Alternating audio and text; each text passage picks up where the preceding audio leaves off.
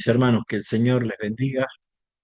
Tenemos tantas cosas para compartir, tenemos tantas cosas que a veces no nos alcanza el tiempo y yo creo que por eso dice el cielo y la tierra podrá pasar, pero su palabra permanece para siempre, porque por más que lo hayamos leído muchas veces a la Biblia entera en toda nuestra vida, seguimos extrayendo tesoros y más tesoros y más tesoros porque es una palabra viva.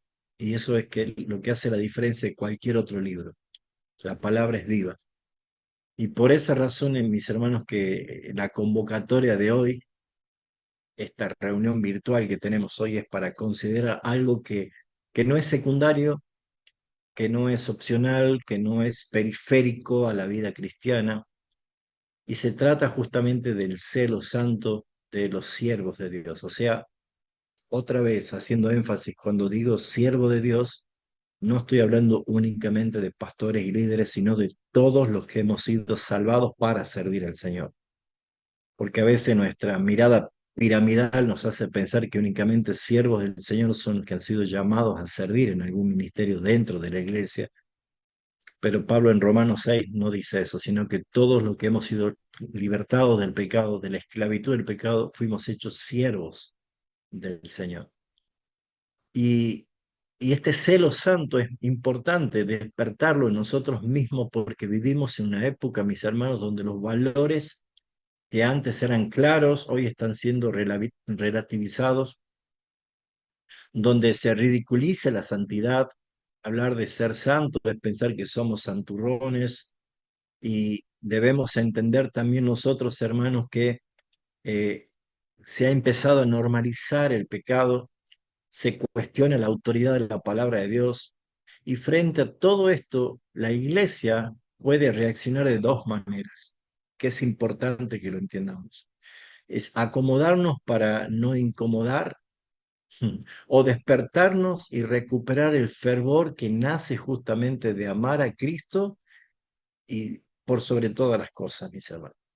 Y cuando hablamos del celo santo, no hablamos de un entusiasmo emocional pasajero ni de una actitud agresiva tampoco. Estamos hablando de ese fuego en el corazón que arde como resultado de haber nacido de nuevo y en ese nacimiento haber visto la gloria de Dios que es Cristo en nosotros y haber recibido su gracia no, no permanecer indiferente a lo que se está viviendo en este tiempo. El celo de Moisés al ver el nombre de Dios profanado, el celo de Elías en el monte Carmelo, el celo de Jesús cuando purificó el templo, el celo de los apóstoles cuando dijeron justamente es necesario obedecer a Dios antes que a los hombres. Ese celo es el que debe tener la iglesia y despertar la iglesia. Porque si perdemos ese celo, perdemos la razón de ser como iglesia. Y sin el celo santo, mis hermanos, la verdad se vuelve una teoría, una mera teoría, un menos conocimiento. La adoración se vuelve una rutina trivial, fría, y la misión se vuelve un programa más. Y tal vez como una opción, si es que puedo o quiero hacerlo. Pero el Espíritu despierta ese celo en nosotros y la iglesia se levanta y discierne y se purifica y nuevamente respalda la palabra de Dios que glorifica su nombre. Por eso es que esta noche vamos a trabajar juntos sobre este tema y no solo entenderlo, sino también examinarnos a nosotros mismos y pedir al Señor que avive nuestros corazones. Y mis hermanos, eh, en esta serie de enseñanza que estamos hablando justamente de fundamentos, y una de las cosas que estamos viendo es lo que es ser ministros competentes de un nuevo pacto, hoy nos toca hablar del celo santo, que es un clamor urgente en estos tiempos de cobardía espiritual, de salir de ese confort. Y la cita o nuestro texto lema que hemos comenzado esta serie es justamente el Salmos 11.3 que dice, si fueren destruidos los fundamentos, ¿qué ha de hacer el justo? Y esa pregunta resuena hoy como un golpe que nos despierta, que nos sacude, que nos hace salir de ese sueño y no podemos mirar por otro lado, no podemos negar lo que está aconteciendo y cómo Satanás ha cambiado la estrategia de ataque, ya no es por la violencia, sino es por el entretenimiento, para estar distraídos de la verdad. Porque no estamos viviendo en tiempos neutros, mis hermanos. No son esos tiempos de que no te metas. Vivimos en los días donde las bases mismas del cristianismo, ya dicha por el Señor, incluso el apóstol Juan en su carta decía, esto ya es el último tiempo, porque muchos anticristos han salido de nosotros. Estas verdades del cristianismo están siendo atacadas abiertamente, mis hermanos. Y no reparan temor, lo hacen sin ningún tipo de vergüenza. Y lo más grave es que este ataque en sí no es el mismo ataque por ser un ataque, sino la respuesta débil, una respuesta tibia, una actitud acomodada, indiferente de quienes dicen justamente representar a Cristo. Esta es una de las clases fuertes que en la gracia y la misericordia del Señor nos lleva a reflexionar. Porque justamente lo que debemos hacer es salir de ese estado de estar adormecidos o anestesiados ante esta realidad y saber cómo debemos acudir ante este texto que dice justamente, no dice el salmista que los fundamentos están siendo destruidos. Hace una pregunta retórica desde una hipótesis, diciendo si fueren destruidos los fundamentos. Todos sabemos que Cristo es el fundamento y desde su naturaleza todo lo que Él ha establecido son eternos y duraderos. Pero sí uno puede destruir las reglas y las enseñanzas que Él nos ha dado. Por eso es que la pregunta es, ¿qué ha de hacer el justo? Y el mundo no está avanzando, mis hermanos, por ser más sabio, sino justamente porque la iglesia ha silenciado su propósito y simplemente por el deseo de ser aceptada y agradable ante este mundo. Y no es que el enemigo, quién es que está ganando el terreno o la batalla, sino que la iglesia está retrocediendo. Y eso es muy triste lo que se ve hoy, porque muchas iglesias están retrocediendo cuando negocian sus convicciones, cuando callan las verdades, cuando modernizan el evangelio para hacerlo más suave, más llevadero, más aceptable, cómodo, ligero, donde no se habla de la cruz, donde no se habla del arrepentimiento, donde no se habla del juicio final, no se habla del infierno, y simplemente se ha sustituido la palabra, el evangelio mismo del Señor Jesucristo. Por eso que esta clase, lo que queremos y lo que pretendo más que nada en la comunicación es que todos reflexionemos la pregunta, ¿qué vamos a hacer nosotros como iglesia ante el ataque sistemático de este mundo contra los valores y nuestros principios cristianos? Porque claramente nosotros vemos es que la idea es recuperar lo que pareciera que está olvidado, que es el celo santo de cada uno de nosotros. Ese fuego interno que lleva justamente a defender la gloria de Cristo que nosotros representamos como la iglesia, incluso a costa de toda reputación o comodidad o la vida misma. Por eso hice mención en mi oración lo que está aconteciendo en este tiempo allí en África y cómo están matando a cristianos, cómo hay hermanos que están experimentando esa tribulación, quemando sus casas, quemando sus iglesias, muchísimos muertos cristianos por estos terroristas. Y lo que nosotros tenemos que ver es cuál es la actitud que nosotros tenemos ante un ataque de los fundamentos que el Señor ha establecido.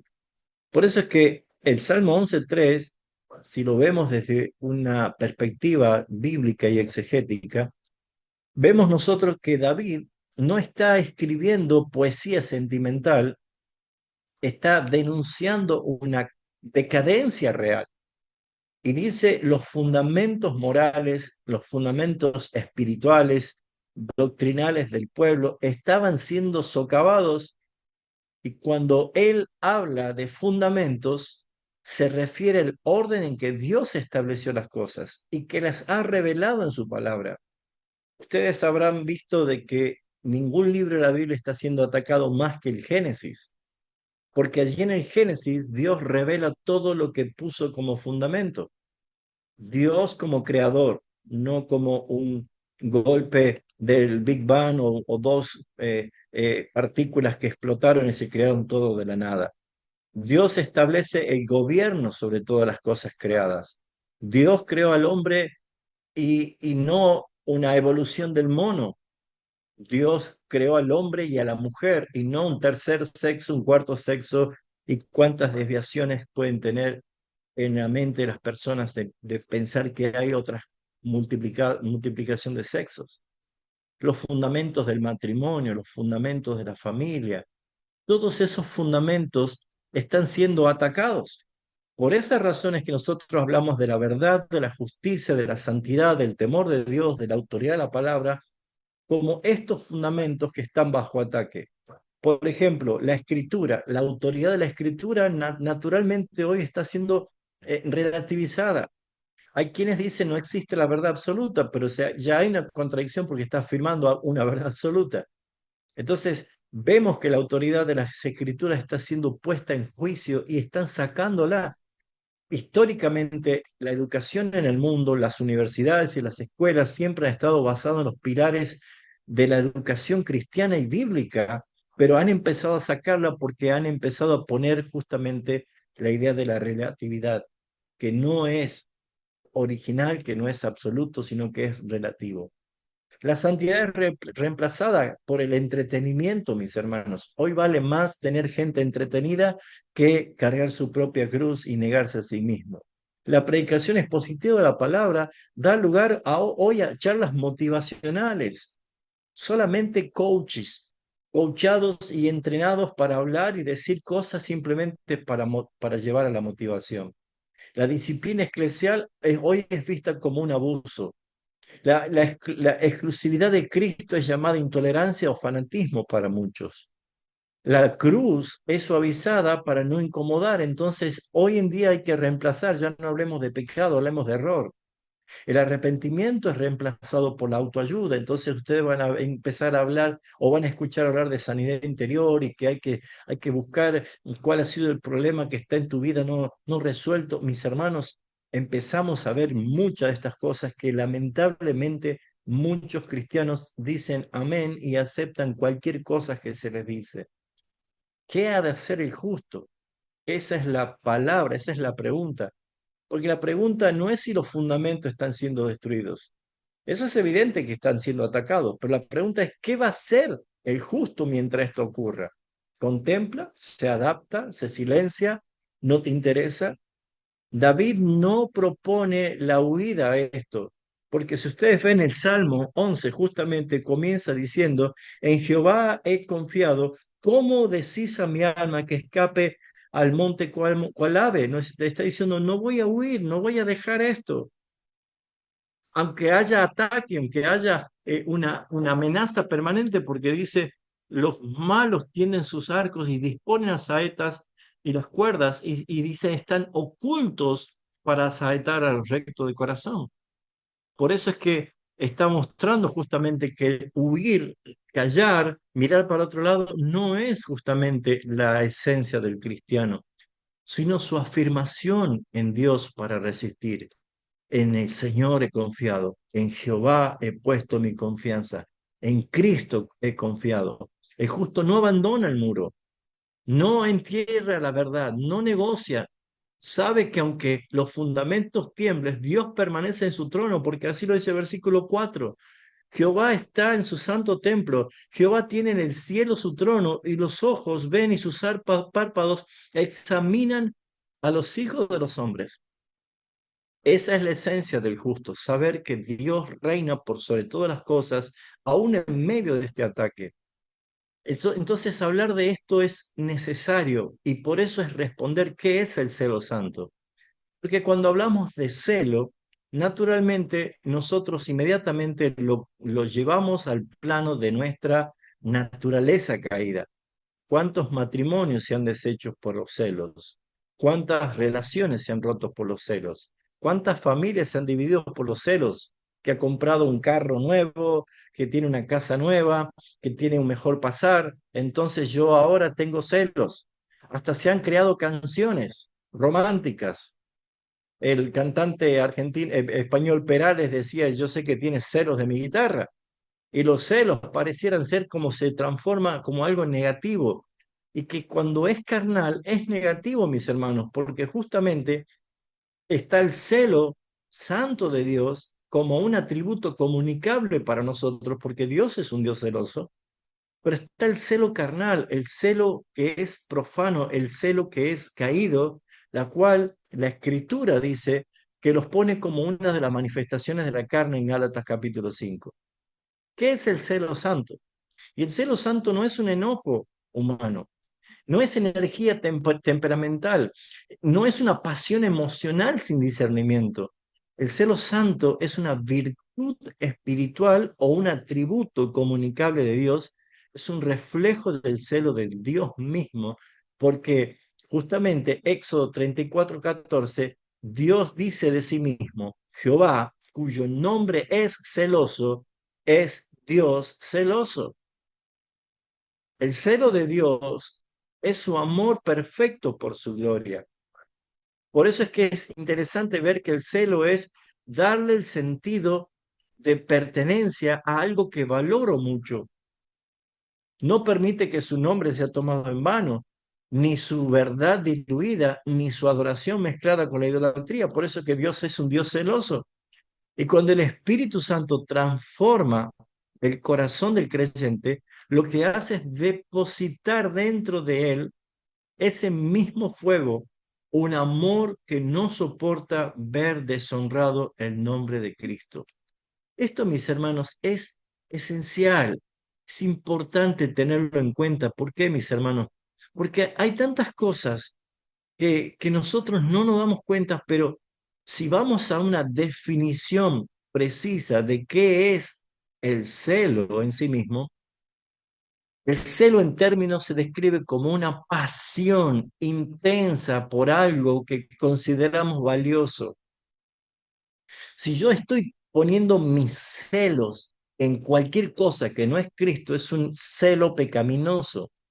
Pero cuando nosotros tenemos celos por las cosas santas, por Dios mismo, por el nombre de nuestro Señor Jesucristo, es porque consideramos como valioso. Y en la Biblia el celo puede ser santo o el celo puede ser pecaminoso, dependiendo de la acción y la motivación. Por ejemplo, el celo santo es el valor del corazón por honrar, amar y obedecer a Dios. No es enojo, no es un enojo descontrolado, sino es un amor fuerte que no tolera lo que, lo que deshonra a Dios. Si nosotros vemos en Éxodo capítulo 20, versículo 5, claramente vemos que Dios es un Dios celoso porque dice, yo Jehová, tu Dios, soy Dios celoso. Y esto no significa que Dios siente envidia, sino que Él protege su gloria y su relación con su pueblo. También Cristo en el Evangelio de Juan, capítulo 2:17, vemos que dice, el celo de tu casa me consume. Ese fue el momento que Él expulsó a los mercaderes del templo. Y no era una ira egoísta, era un enojo movido y motivado por el celo de la santidad en la adoración a Dios. Por eso que el creyente puede tener dos celos, el celo santo o un celo carnal. El celo santo es defender la verdad bíblica con humildad, pero también con pasión, promover la santidad en su vida, buscar la gloria de Dios por encima de todo. Eso es el celo santo. Pero el celo pecaminoso es cuando justamente la pasión se mezcla con el orgullo, la envidia, el afán de control, los celos se vuelven carnal y claramente vemos nosotros que acá hay una confrontación, porque dice Pablo en Romanos 10, versículo 2, tienen celo de Dios, pero no conforme a ciencia, es decir, un celo sincero, pero mal dirigido, sin verdad. El celo pecaminoso se ve cuando no ofendemos, nosotros nos ofendemos con facilidad porque hiere nuestro prestigio, nuestra imagen, o tal vez porque han contradicho mis pensamientos y no a la gloria de Dios. Competimos con otros ministros, competimos con otros hermanos de la iglesia Eso es celo carnal. Usamos la doctrina para atacar más que para edificar. Por eso, mis hermanos, en forma resumida de esta definición, nosotros tenemos que ver que el celo es la pasión que ardiente del corazón que define lo que ama. Si amamos a Dios, el celo es un celo santo, pero si amamos nuestro ego, el celo es un celo pecaminoso. Por eso, mis hermanos, que nosotros tenemos que darnos cuenta que cuando el Espíritu Santo transforma el corazón del creyente, deposita, como dice Ezequiel 36, un nuevo corazón, un nuevo espíritu para que andemos conforme a su voluntad y a sus propósitos. Así que en celo santo, ama lo que Dios ama, aborrece lo que Dios aborrece, se levanta contra el pecado, no por moralismo, sino por amor a la santidad, porque el moralismo sin santidad se transforma en legalismo, mis hermanos. No hagas esto, no mires esto, no comas esto, no uses esto, no, mis hermanos. Tenemos que entender justamente lo que significa tener una expresión de santidad desde la justificación lograda en Jesucristo. El celo santo claramente expresa también que no tolera el error doctrinal, no por orgullo intelectual, sino porque el error destruye las almas. Por eso es que no da lo mismo escuchar a alguien que está aplicando mal la palabra, que está diciendo algo que la Biblia no dice, o que está llevando a usar la Biblia como el trampolín de sus ideas. Nosotros con decir la verdad en amor es nuestra responsabilidad, pero decir, hermano, eso no es así, perdónenme, pero eso no es bíblico. Es lo que hacían los hermanos de Berea, iban a corroborar en su casa si lo que Pablo enseñaba era escritural. El celo santo de Dios no permanece indiferente cuando Cristo es despreciado, mis hermanos. Por eso Juan Calvino define así, el celo santo es el fuego del Espíritu en el corazón que nos mueve a defender la gloria de Dios con la vida si fuera necesario. Sin celo la fe se vuelve teoría, sin celo la verdad se vuelve indiferencia, sin celo la iglesia deja de ser iglesia. Ustedes tienen allí un cuadro comparativo de lo que es el celo santo versus el celo carnal.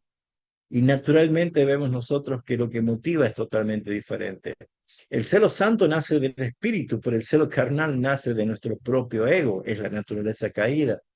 El celo santo busca la gloria de Dios, pero el celo carnal busca tener la razón. ¿Cuántos matrimonios se han deshecho por causa del celo? A ver quién tiene la razón.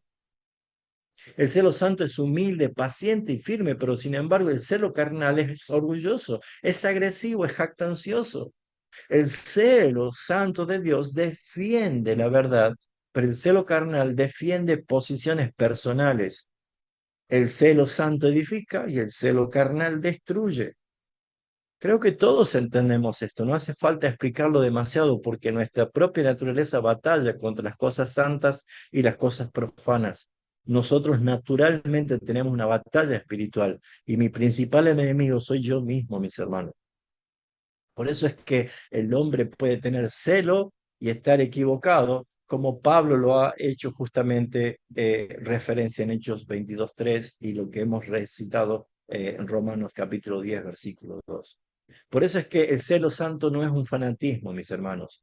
No se trata de caer en el legalismo, no se trata de andar cazando herejías o herejes.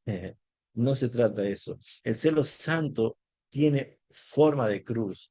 Y esto no es una espada carnal, sino que es una expresión de buscar al Señor en su gloria, que Él sea glorificado a través de nuestros hechos, pero también tener una relación piadosa y de gracia con aquellos que están equivocados. Por eso, mis hermanos, cuando la iglesia hoy no sufre exceso de celo carnal, sufre la falta total de un celo santo. Y me da mucha pena y mucha vergüenza y mucho temor ver cómo hoy se publican todos esos extravíos. La clase pasada justamente hice mención a esto, de que antes para ir a conocer cómo se comporta una iglesia teníamos que ir nosotros de visita a esa iglesia y poder verlo. Pero de que están las redes sociales ya no hace falta ir, directamente publican todo lo que se hace. ¿Y cuántas veces vemos nosotros de que se habla herejía, se usa el nombre de Cristo para incluso hacer hechicerías, todo tipo de manipulación, control, dominación?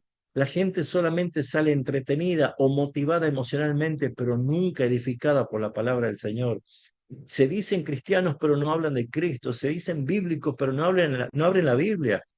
Y estos puntos verdaderamente son terribles, hermanos, porque esto es la falta del celo santo. Por eso, mis hermanos, tristemente estamos viviendo en la era de la neutralidad y de la iglesia cobarde. ¿Cuánto deberíamos aprender de todos estos hermanos que están dando su vida por Cristo hoy, en este mismo momento, mis hermanos? Esa es la realidad que está corriendo en todas las noticias. Porque vivimos en la era donde el eslogan más demoníaco es: no te metas, cada uno haga lo que quiera. O no juzguemos, no hay que juzgar, hermanos, nosotros vamos a juzgar hasta los ángeles. El justo nuestro es justo juicio porque es de parte de Cristo. O cuánto dicen: no sean fanáticos, no hay que meterse, o no salgamos de nuestra burbuja de confort. Esta frase no es de Cristo, esta frase proviene del infierno, mis hermanos. Porque ¿qué dijo Cristo? Cristo claramente dijo esto en Mateo 12:30. El que no es conmigo, contra mí es. El que no es conmigo, contra mí es. O estás con Cristo o estás en contra de Cristo.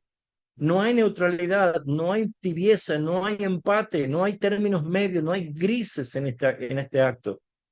O eres frío o eres caliente. O eres hijo de Dios o no lo eres. O eres oveja o eres cabra. Hermanos, la neutralidad no forma parte del cristianismo.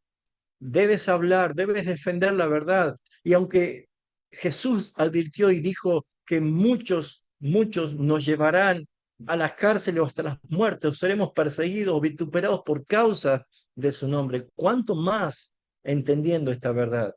Porque no existe una neutralidad moral, mis hermanos. Satanás quiso disfrazar esto. No existe silencios inocentes, hay silencios cómplices y culpables. No existe una fe privada. La neutralidad es cobardía disfrazada de prudencia, mis hermanos. La cobardía es infidelidad espiritual. Esto claramente nos lleva a entender por qué decía claramente el apóstol Pablo: temo que como la serpiente engañó con astucia a la mujer, así vuestros sentidos sean extraviados de su fidelidad a Cristo. Y esta indiferencia es infidelidad espiritual. Por eso es que Apocalipsis 21:8 dice: los cobardes no entrarán al reino de los cielos. Hay una lista de personas que no entrarán al reino de los cielos. Y la cobardía no forma parte de la naturaleza del ADN del creyente, porque una de las cosas que resalta la Escritura es que Él no nos ha dado espíritu de cobardía, sino de amor, poder y dominio propio, mis hermanos. La cobardía se ha vuelto una marca registrada en esta generación. Demasiado confort, las iglesias están demasiado confortadas, con lujos, con aire acondicionados, con alfombra, con el catering, con todo lo que sea necesario. Está muy bueno para nosotros, hermanos, pero no nos damos cuenta que es una cuna que nos arrulla para mantenernos adormecidos, mientras afuera Satanás se sigue haciendo un festín, porque la iglesia ha sido puesta como luz del mundo, como sal de la tierra. Y no puede estar escondida, no puede estar callada. Tenemos un mensaje para compartir, tenemos una palabra para decir. Por eso, mis hermanos, no temen al pecado, no teman, no teman lo que pueda venir, no teman al mundo. Naturalmente nosotros tenemos que ver que somos llamados a despertar el celo santo de Dios en nuestras vidas. Porque la iglesia tibia es como una novia infiel. Y claramente vemos que Jesús hace esta observación a una iglesia cuando le dice claramente en Apocalipsis 3:16: por cuanto no eres fría ni caliente, te vomitaré de mi boca. Jesús está hablando justamente de los que claudican entre dos pensamientos, los que no definen su vida, no han consagrado, no han entendido el Evangelio, no han entendido de qué se trata. La vida en gloria es la que viene. Acá se llama vida de milicia. Estamos salvados para batallar contra las fuerzas de las tinieblas a través de nuestro más poderoso armamento que tenemos, que es el Evangelio. Pablo decía: no me avergüenzo del Evangelio porque es poder de Dios. Por eso es que esa iglesia tibia, cómoda, con estética linda, con apariencia hermosa, pero no tiene fuego, no tiene presencia, no tiene ninguna diferencia a lo que Jesús observaba en Mateo 23 cuando le decía a los fariseos que son sepulcros blanqueados, blancos por fuera, lindos por fuera, pero por dentro están llenos de huesos. Predica, mis hermanos, la gracia sin arrepentimiento. Estas iglesias tibias predican del evangelio, pero no predican el arrepentimiento. Hablan de amor sin santidad, mis hermanos. Cantan sobre Jesús, pero viven coqueteando con el mundo, como lo hizo Sansón con Dalila. ¿Se acuerdan cómo él coqueteaba con el pecado? Riéndose, jugando, seduciendo con un sistema caído hasta un día que se despertó, que estaba ciego, que estaba ya sin el cabello, encadenado, sin fuerza. La iglesia está pasando esta situación y antes que venga Cristo debe despertarse. Despiértate tú que duermes, levántate, no estés dormido, vistámonos como de día, no andemos como de las tinieblas, como de noche. La palabra siempre nos lleva a esto. ¿Por qué? Porque justamente es el momento de despertarnos. El celo santo de Dios nos hace estar despiertos, sobrios, atentos. Y vemos estos ejemplos actuales que están pasando. Iglesias que celebran desfiles de modelo dentro de un culto, sí, mis hermanos. Iglesias que hasta permiten que se celebre Halloween.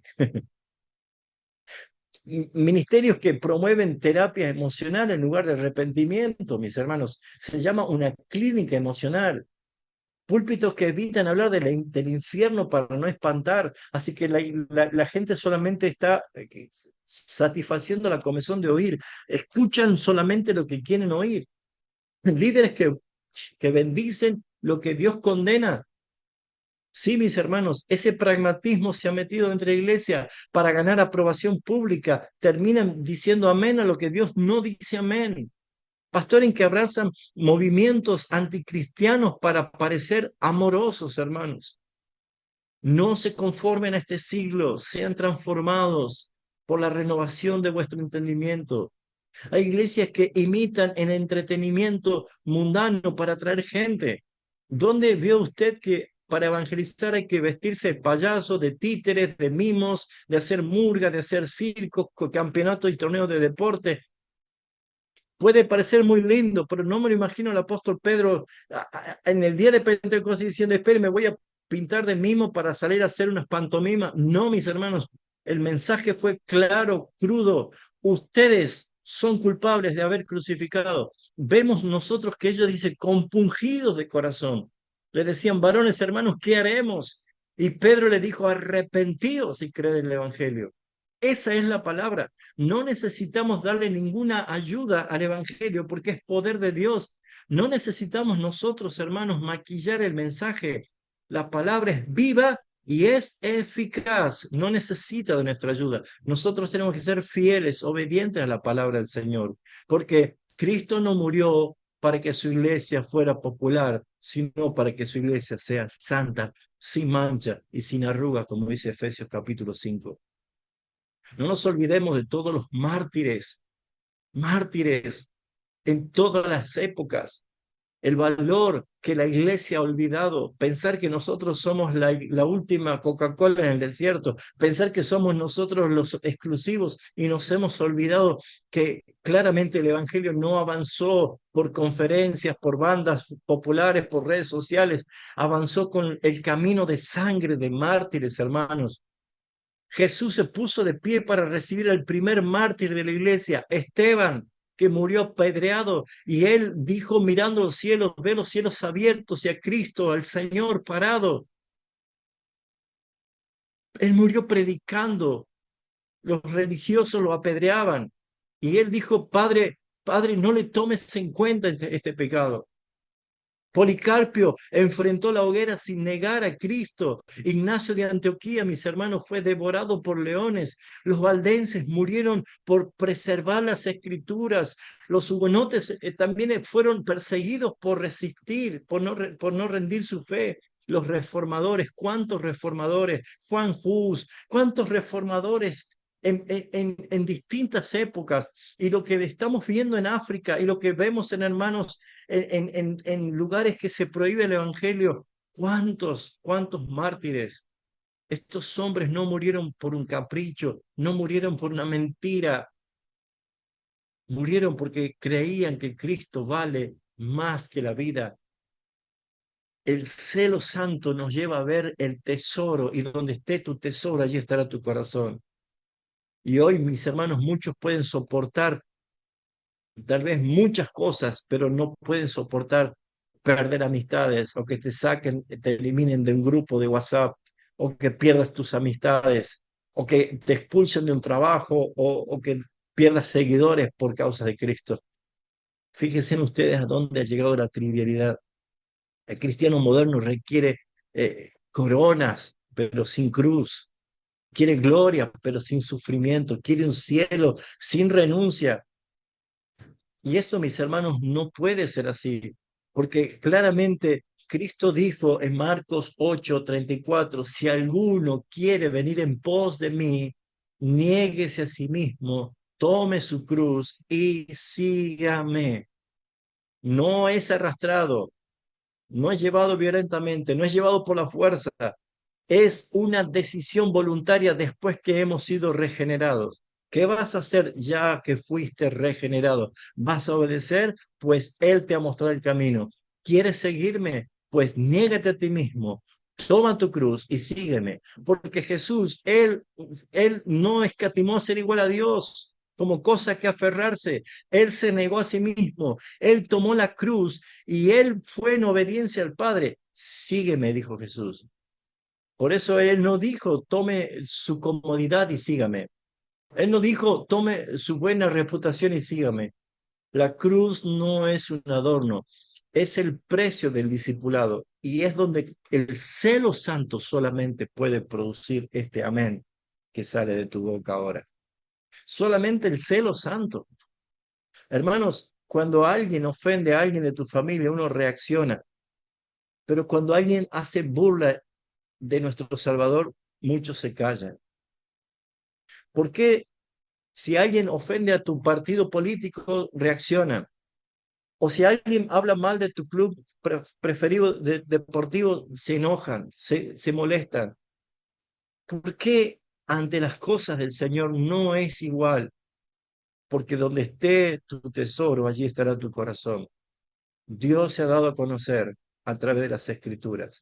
Y lo único que evidencia cuando no valoras a Cristo, cuando no valoras la obra que Él hizo en la cruz y no valoras la vida que Él te ha dado, es porque tu Biblia y vos están enemistados. Porque la única forma de amar al Señor es conocer cómo Él te amó primero. Y solamente en las Escrituras lo podrás entender. Por eso, mis hermanos, ¿cómo puedo producir el valor de este celo santo dentro de mi corazón? El siervo de Dios no nace valiente, mis hermanos. Es fraguado, es formado, es moldeado en el yunque de allí del herrero, en las manos del alfarero. Por eso claramente, mis hermanos, vemos que el valor nace del temor a Dios y esto es importante que nosotros podamos conocer lo que es el temor reverente de Dios. No es el terror, sino es el temor, es saber quién es el Señor, quién es el que manda, quién es el Rey. Proverbios capítulo 29, versículo 25, dice la escritura, el temor del hombre pondrá lazos, mas el que confía en Jehová será exaltado. Qué importante, mis hermanos. El valor nace del temor a Dios. Cuando temes a Dios, no temes a nada más. Y el temor es entrega, es reconocimiento, es Él el Señor, a Él le sirvo, Él es mi rey, Él se merece todo, yo no, Él me amó primero. También podemos ver nosotros el valor crece en la certeza doctrinal. ¿Qué quiere decir esto? Hermanos, las doctrinas que según Hechos 2:42 en adelante dice que la iglesia perseveraba en las doctrinas de los apóstoles, es el conjunto de enseñanzas que las escrituras marcaron y que es el fundamento de nuestra fe en Cristo Jesús y la manera en que la iglesia va a desarrollar su ministerio en esta tierra, es la que Satanás está atacando. Hay cristianos que creen que la tierra tiene millones y millones de años y no, no, mis hermanos, la Biblia no dice eso. Hay cristianos que creen que hay extraterrestres. Hay cristianos que creen muchas cosas. Hay cristianos evolucionistas. Mis hermanos, si hay esa confusión, yo les sugiero que ame a Dios, busque estar bajo su temor y empiece a leer la Biblia estudiando lo que el Señor le ha mostrado, porque va a crecer espiritualmente desde la certeza doctrinal, no la confusión, porque Dios no es un Dios de confusión. Quien no está firme en la verdad siempre cederá ante la presión. Cuando alguien te pregunte, ¿qué opinión tenés del aborto? ¿Qué opinión tenés de la igualdad de género? Si tú vas a decir, bueno, mi opinión es esta, pues tú no estás representando a Cristo. Tú y yo debemos decir, yo no tengo una opinión. La Biblia, la Escritura, la palabra de Dios dice esto y yo lo creo y lo proclamo, porque no es una opinión. La verdad no la podemos reducir a una opinión, sino a exaltar por encima de todo lo que se dice verdad, para que Cristo, que es la verdad, sea proclamado eterno. El valor se sostiene en la esperanza eterna, mis hermanos. Por eso es que siempre nos debemos acordar lo que dice Colosenses 3:3, que nuestra vida está escondida con Cristo, porque habéis muerto y vuestra vida está escondida con Cristo en Dios. Quien se sabe que su vida está en Cristo, hermanos, sabe que lo tiene todo. Estar en Él, es tenerlo todo, y estar fuera de Él es no tener nada, aunque crea que lo tenga todo. Puede tenerlo todo, pero sin Cristo no tiene nada. El valor se practica en lo cotidiano, mis hermanos. Cada pequeña fidelidad eterna entrena en el alma, y mis hermanos, la gran fidelidad. Porque ser fieles es el resultado de amar. Y si Cristo es el esposo y la iglesia es la esposa, la fidelidad es un atributo de unión, donde hay confianza, donde hay entrega. El valor se practica en lo cotidiano, no en las cosas extraordinarias, en cada cosa, en cada pequeña fidelidad, en cada pequeña expresión. Por eso, mis hermanos, cuando nosotros vemos este tipo de instrucción en la palabra, nos lleva a recordar, nos lleva a reconocer, hermanos, que muchas veces predomina más el celo carnal, el celo humano, el celo caído, que el celo santo de Dios. ¿Cuántas peleas dentro de la iglesia? ¿Cuántos pleitos? ¿Cuántos celos? ¿Quién tiene más cargo? ¿Quién tiene más cosas? ¿Quién hace más cosas? Pues déjeme decirle que el Padre no es glorificado, ni usted es bendecido por esa actitud. Crucifique su vida. Por eso es que el apóstol Pablo claramente presenta esto como una batalla en la cual no debemos olvidarnos. Acompáñeme a Gálatas capítulo 5 y vamos a ver allí en las escrituras cómo el apóstol Pablo muestra en un contraste la actitud que debemos tener. En el contexto del capítulo 5 ya está hablando de estar firmes en la libertad que el Señor nos hizo libres y no volvamos a estar otra vez sujetos a esclavitud. O sea, si ya estás libre, no vuelvas otra vez a meterte bajo esclavitud porque ya te hizo libre. ¿Cómo es que yo me vuelvo a poner bajo esclavitud? Es lo que dice justamente el versículo 16. Pablo dice, digo pues, andad en el espíritu y no satisfagáis los deseos de la carne. No dice, fíjense ustedes, no dice que somos esclavos de los deseos de la carne, sino que satisfacemos. Esa es una expresión voluntaria de alimentar mi naturaleza caída. Por lo tanto, dice, ande en el espíritu y no le estén dando tanto lugar a los apetitos de la carne, porque el deseo de la carne es contra el espíritu y el del espíritu es contra la carne, y estos se oponen entre sí para que no hagáis lo que quisieres. Fíjense ustedes que esa palabra contra habla de un conflicto bélico, de una guerra, que no hay piedad. Y nosotros tenemos esas dos naturalezas, ese viejo hombre, esa naturaleza caída, que Pablo decía, yo no entiendo por qué hago lo que no quiero hacer y lo que tengo que hacer no lo hago, pero me di cuenta que la ley del pecado está en mí. Entonces vemos aquí que hay una batalla, mi vieja naturaleza Y la nueva naturaleza, que no soy yo, la nueva naturaleza es Cristo en mí. Él no viene a mejorarme la vida, Él viene a crucificarla para que Él viva en mí. O ya se olvidó de Gálatas 2:20. Con Cristo estoy juntamente crucificado, ya no vivo yo. Esa es la realidad del Evangelio. Cristo es el que vive en mí. Él no viene a mejorarnos la vida, Él no viene a que seamos mejores personas porque ahora tenemos a Cristo. No, mis hermanos, nada de nosotros es aprobado por Dios si no estamos en el Hijo amado, en Cristo Jesús. Ese es el misterio que Pablo ha revelado que estaba oculto, que Cristo es en vosotros, esperanza de gloria, que Cristo es el que tiene que ser visto. Ustedes son aceptos porque están en el amado. Cristo es el amado del Padre. Por eso es que cuando nosotros vemos qué es lo que se manifiesta en nuestra carne, Pablo dice esto: si sois guiado por el Espíritu, no estáis bajo la ley, y manifiestas son las obras de la carne. Y comienza a nombrar la lista que Pablo parece que ya se le acalambró la mano de tanto escribir o se cansó de la lista y dijo, y cosas semejantes, ¿no?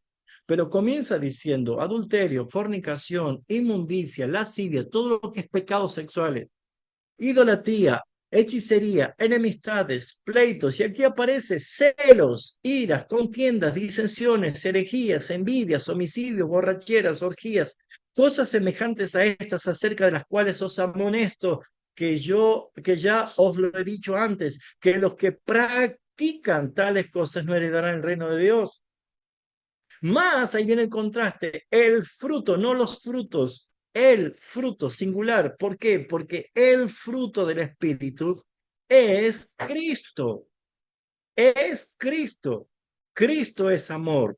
Cristo es gozo. Cristo es paz. Cristo es paciencia. Él es benignidad. Él es bondad, fe, mansedumbre, templanza. No hay ley contra Cristo. Entonces, mis hermanos, cuando yo estoy militando en la carne y me veo desbordado y empiezo a decir, oh Señor, dame paz, dame paciencia, dame amor, no entendió el Evangelio. Porque usted no puede pedir lo que ya tiene. Cristo es en usted. De su interior saldrá el río de agua viva. No tiene que venir nada de afuera. Si usted está esperando que algo mágico suceda, no va a suceder porque lo mejor ya vino. Es Cristo. Usted está pleno en Él. Usted está lleno. Usted, toda la plenitud de la deidad, como dice Colosenses 2:9, habita corporalmente. Y Cristo, en Cristo, ustedes están completos. Por eso es que todos los que son de Cristo han crucificado la carne con sus pasiones y sus deseos. ¿Qué está diciendo? Los que se ven en Cristo es porque dice, ya no vivo yo. Si pecamos, yo peco todos los días, usted peca todos los días por acción y por omisión. Pecamos por naturaleza, pero el pecado está resuelto por Cristo delante del Padre al ser propicio a nuestros pecados. Y el Padre ya nos justificó. El tema es que si yo practico el pecado, no voy a vivir como heredero del reino, no porque no lo tenga, sino porque no lo siento. Estoy con la puerta abierta de mi cárcel, yo pienso que estoy detrás de unas rejas. Tengo toda bendición espiritual en lugares celestiales en Cristo y yo todavía sigo mendigando gracia, mis hermanos. Estamos plenos en Cristo. Por eso es que hasta que no se revele lo que el Señor ha dado, nunca lo vamos a ver. Por eso acompáñenme a Efesios capítulo 1. Y fíjense lo que Pablo ora con respecto a toda esta bendición de estar en Cristo. Todo lo que en el capítulo 1 de Efesios Pablo está diciendo que toda bendición espiritual está en Cristo.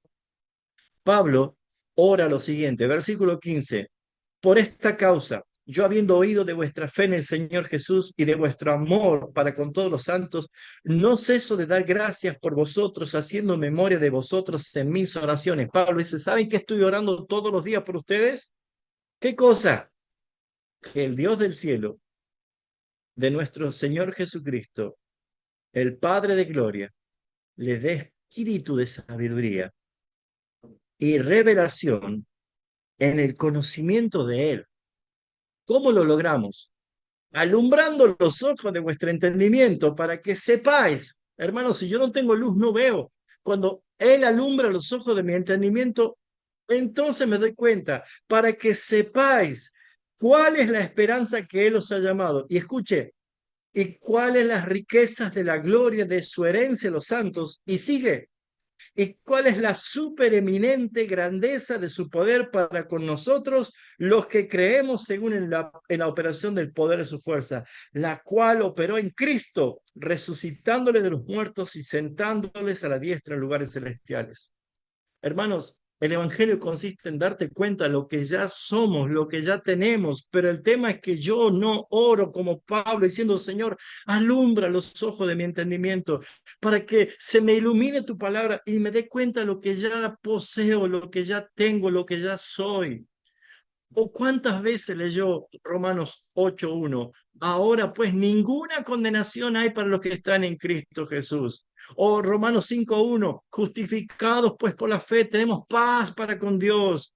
O Hebreos cuando dice, un solo sacrificio fue suficiente, bastó para hacernos perfectos. Hermanos queridos, Romanos 8 dice, no existe cosa creada que nos pueda separar del amor de Dios que es en Cristo Jesús. ¿Cuántas veces lo vamos a leer y todavía vivimos como si Cristo estuviera fuera de nosotros? El celo santo no es algo que se despierta en mí, sino cuando Cristo gobierna en mí. Él es el que obra para la gloria del Padre. Vamos a orar y después tenemos un tiempo para nuestro foro. Que el Señor les bendiga. Gracias, Padre, por tu palabra. Gracias por permitirnos, Señor, mirarnos en tu espejo y ver la obra que tú hiciste en Cristo Jesús a favor nuestro, pero ayúdanos ahora a entender lo que ya tenemos para la gloria de tu nombre, pues que somos nacidos de nuevo. Hemos nacido otra vez. Somos los únicos seres humanos en la historia de la humanidad que nacemos dos veces. Hemos nacido de carne, pero también hemos nacido del Espíritu. Y este nacer del Espíritu no soy yo, es Cristo en mí. Gracias, Señor, por esta verdad. Ayúdanos a entenderlo para la gloria de tu nombre. Amén y amén.